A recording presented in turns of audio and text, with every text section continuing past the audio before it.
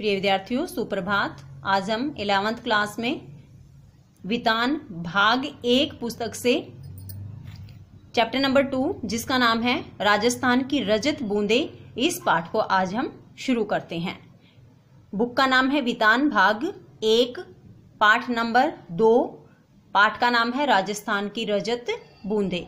पाठ का नाम है राजस्थान की रजत बूंदे और इस पाठ के लेखक हैं अनुपम मिश्र। तो पाठ का नाम है बेटे राजस्थान की रजत बूंदे और इसके लेखक है अनुपम मिश्र।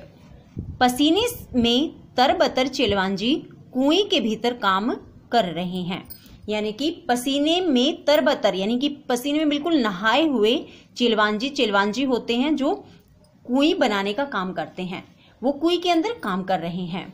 कोई 30-35 हाथ गहरी खुदाई हो चुकी है और उस कुएं को खोदने का जो काम चल रहा है, उस कुएं को खोद दिया गया है 30 से 35 हाथ तक।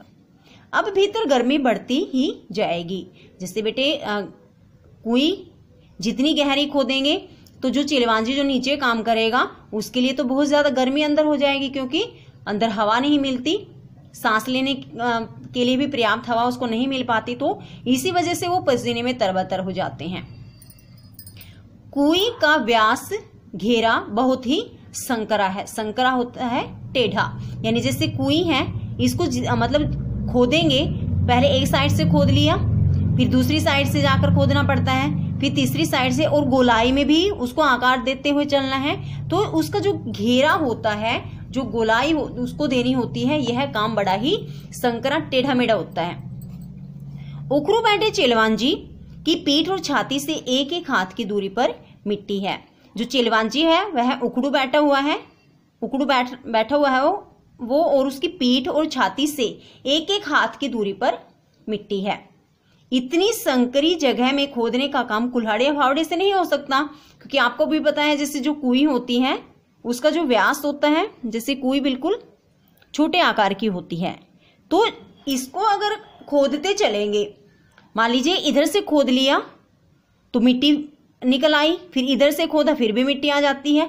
इस तरह से मिट्टी ज्यादा बढ़ती चली जाती है कुएं में और जगह बहुत कम होती है। इसलिए इस टेढ़ी मेढ़ी जगह को खोदने के लिए कुल्हाड़ी या फावड़े की जरूरत नहीं होती, क्योंकि ये तो वहां चलेंगे नहीं, क्योंकि इनसे जब खुदाई का काम करते तो स्पेस ज्यादा चाहिए होता है। खुदाई यहाँ बसोली से की जा रही है और यहाँ पर जो कुएं में खुदाई का काम चल रहा है वह किसकी मदद से हो रहा है? बसोली एक औजार है। बसोली छोटी डंडी का छोटे फावड़े जैसा औजार होता है, और जो बसोली होती है वह छोटी डंडी होती है उसमें, और छोटा फावड़ा जैसे होता है ना, फावड़ा तो मैं भी सभी ने देखा ही हुआ होगा, तो उस फावड़े का छोटा रूप होता है बसोली।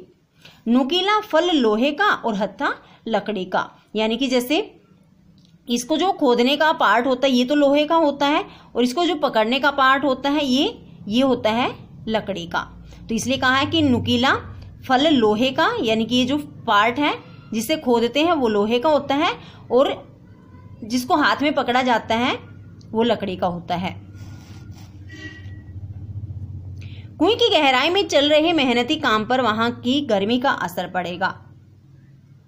कुएं की गहराई में चले मेहनती काम पर, यानी कि कुएं को जितना खोदते चलेंगे वहां पर गर्मी ज्यादा बढ़ती चली जाएगी। गर्मी कम करने के लिए ऊपर जमीन पर खड़े लोग बीच बीच में मुट्ठी भर रेत बहुत जोर के साथ नीचे फेंकते हैं। तो नीचे जो चिलवांजी काम कर रहा होता है उसको सांस लेने के लिए पर्याप्त मात्रा में हवा मिले, इसके लिए क्या करते हैं, जो ऊपर आदमी खड़े होते हैं वो अपनी मुट्ठियों में रेत भरते हैं और बहुत जोर से नीचे की तरफ फेंकते हैं। इससे क्या होता है, इससे ऊपर की ताजी हवा नीचे फिकाती है, यानी ऊपर जो ताजी हवा होती है ना वो रेत के कारण नीचे चली जाती है और गहराई में जमा दम घोटू गर्म हवा ऊपर लौट आती है। और दूसरा काम क्या करते हैं, वो रेत की मुट्ठियां जो अंदर दम को घोटने वाली, सांस को रोक देने वाली जो गर्म हवा वहां इकट्ठी हो जाती है ना, वो ऊपर आ जाती है। इतने ऊपर से फेंकी जा रही रेत के कण नीचे काम कर रहे चिलवांजी के सिर पर लग सकते हैं। वैसे तो रेत के कण हल्के होते हैं, लेकिन अगर हम उनको इकट्ठा फेंके और काफी मतलब ऊपर से नीचे की तरफ फेंके तो इससे क्या हो सकता है, वो चेलवांजी के सिर पर भी लग सकते, चोट लग सकती है उन रेत के कणों से। इसलिए वे अपने सिर पर कांसे, पीतल या अन्य किसी धातु का एक बर्तन टोप की तरह पहने हुए रहते हैं। तो उन रेत के कणों से, रेत की मुट्ठियों से बचने के लिए चेलवांजी क्या करते हैं, अपने सिर पर कांसे का, पीतल का या फिर अन्य किसी धातु का एक जो बर्तन है ना, टोप की तरह यानी कि टोपी की तरह पहन लेते हैं।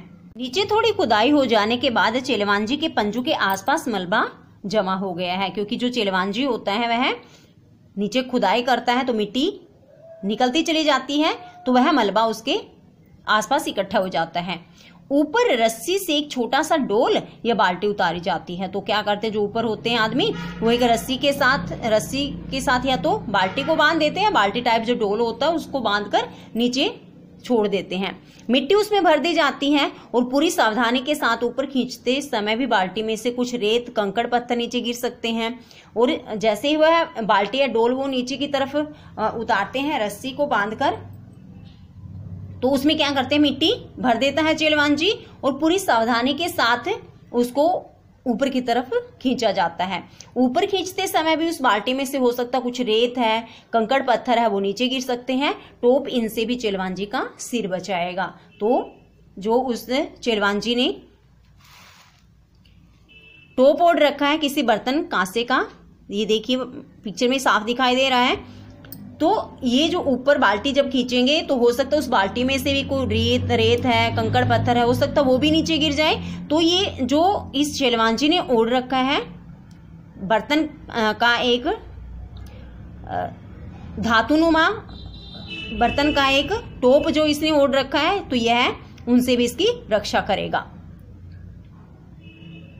चेलवांजी यानी कि चिजारो कुएं की खुदाई और एक विशेष तरह की चिनाई करने वाले दक्षतम लोग होते हैं। तो चेलवांजी, इनका दूसरा नाम चिजारो भी है, तो चेलवांजी को चिजारो भी कहते हैं। वो क्या करते हैं, कुएं की खुदाई और एक विशेष तरह की चिनाई करने वाले दक्षतम, सक्षम पूरी तरह से लोग। इनको ये बहुत अच्छे से आता है कि जैसे कुएं को कैसे खोदा जाता है, उसको गोलाई कैसे दी जाती है और खुदाई करते समय अपनी रक्षा कैसे की जाती है, ये सारे काम चेलवांजी अर्थात चिजारो को बहुत अच्छे से आते हैं।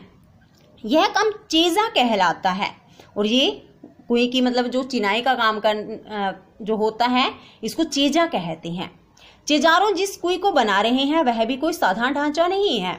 जैसे कि चैप्टर के स्टार्टिंग में हमने पढ़ा था इस बात को कि जब जो कुएं की खुदाई का काम होता है बड़ा ही मुश्किल काम होता है, बहुत ही ध्यान से उस काम को करना होता है।